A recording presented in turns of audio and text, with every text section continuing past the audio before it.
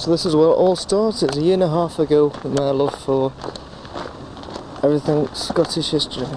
Yeah.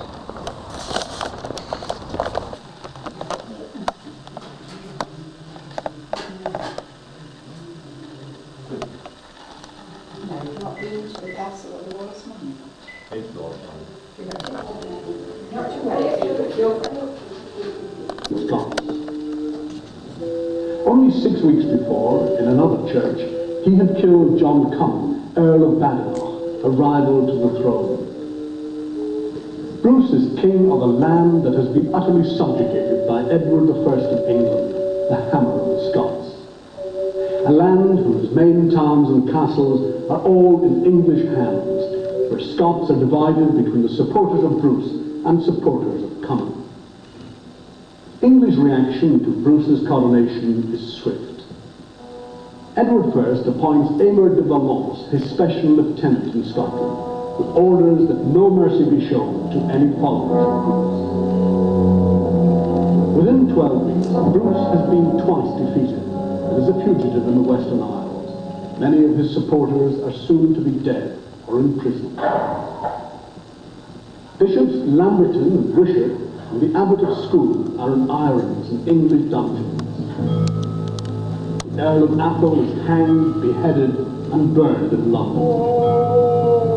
Neil Bruce, King Robert's brother, is hanged, drawn, and beheaded at Berwick. Alexander Scrymgeour, hereditary standard-bearer to the King of the Scots, 13 others are hanged at Newcastle.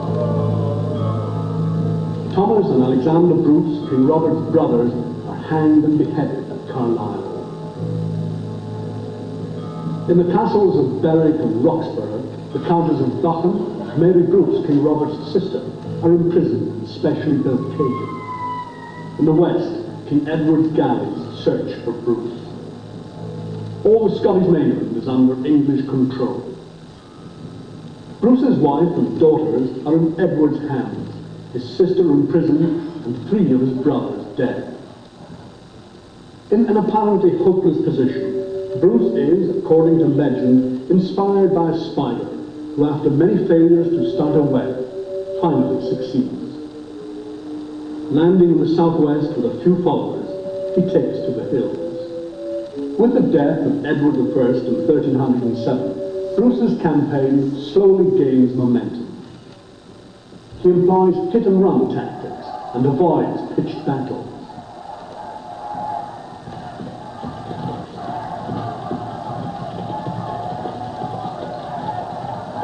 Castle after castle is captured from the English, then demolished. The remaining supporters of the dead Cummin are defeated.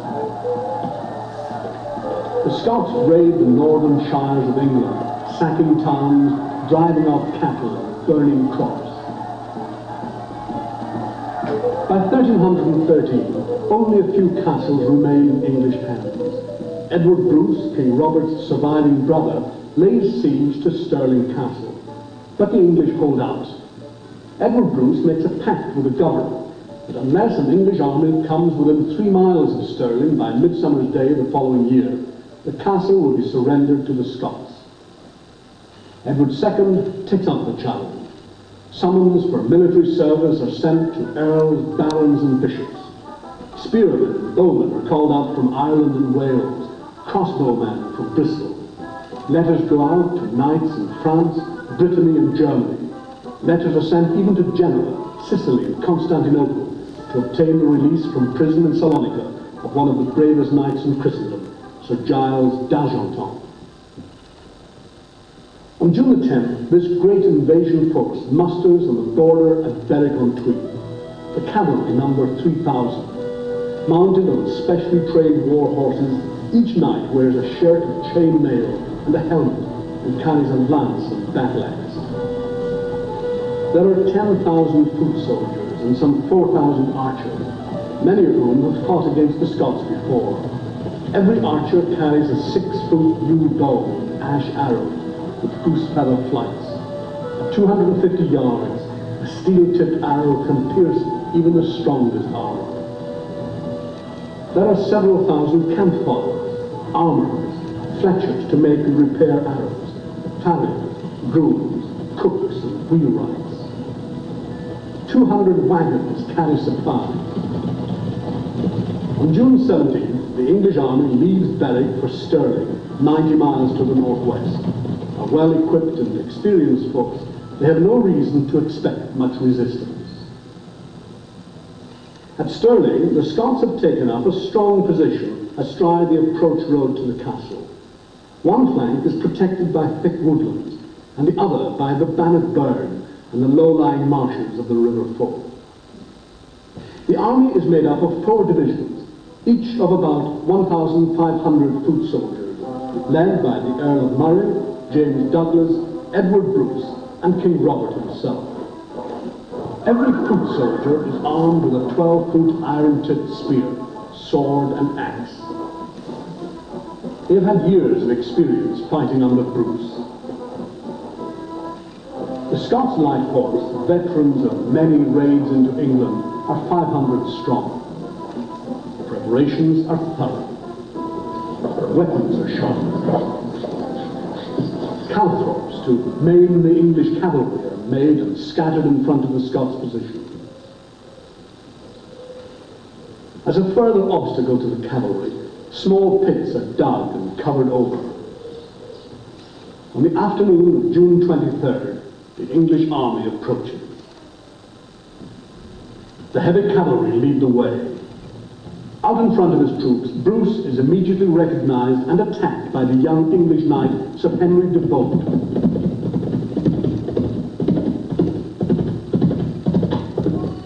De Bohun is killed by a single blow from Bruce's axe. The main body of cavalry rides straight at the Scots. Horses go down. Pits and calthrops take their toll.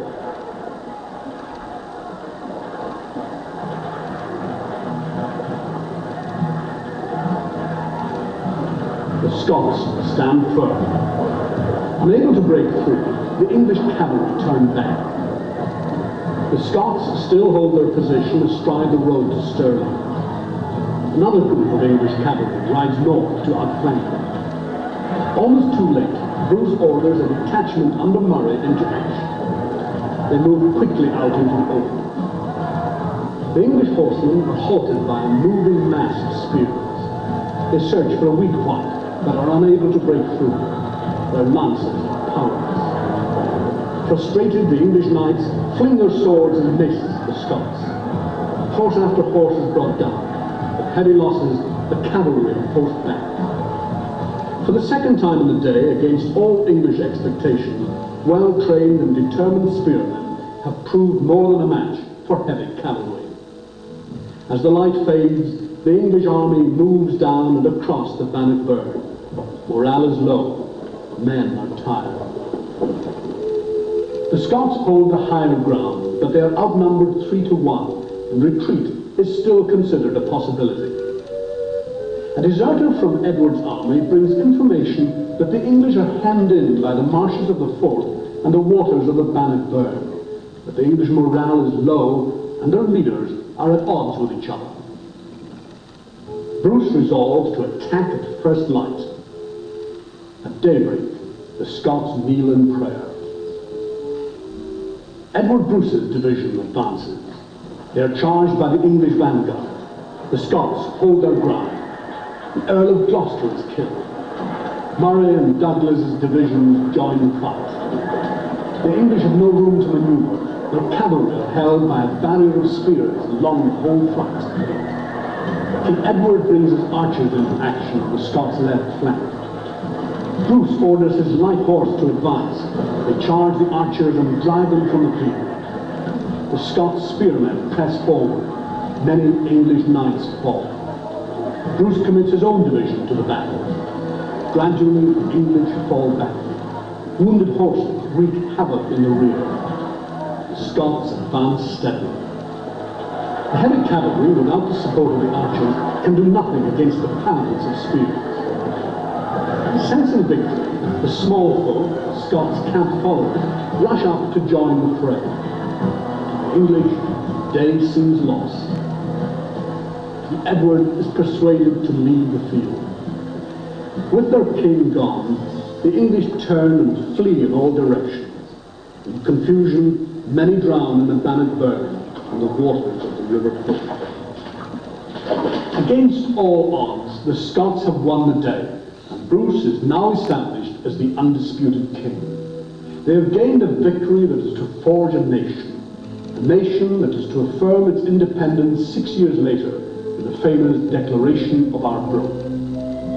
As long as 100 of us remain, we shall never be subject to English dominion, because it is not for glory or riches or honours that we fight, but for freedom alone, which no worthy man loses but with his life.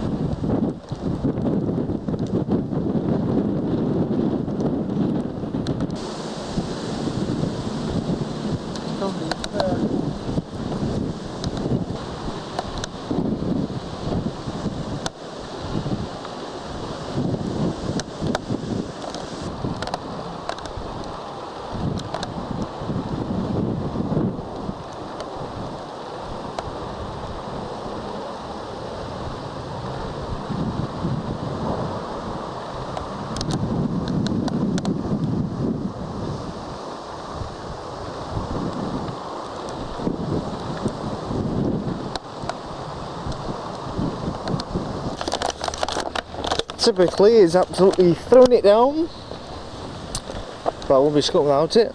There's more rain on the lens there. So back to the car, and either we'll go to Cambus Kenneth Abbey, Stirling, Castle, or I might just go home.